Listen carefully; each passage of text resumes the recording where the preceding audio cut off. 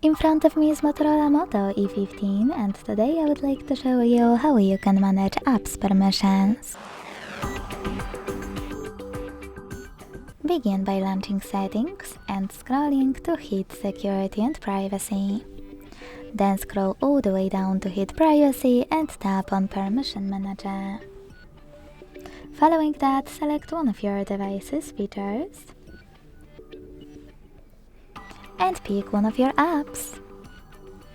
When you finished, apply one of those options by clicking on the best one and go back, or select See All Permissions at the bottom and manage all of those, only for chosen app, the same way.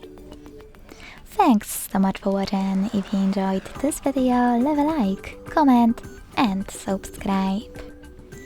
Bye!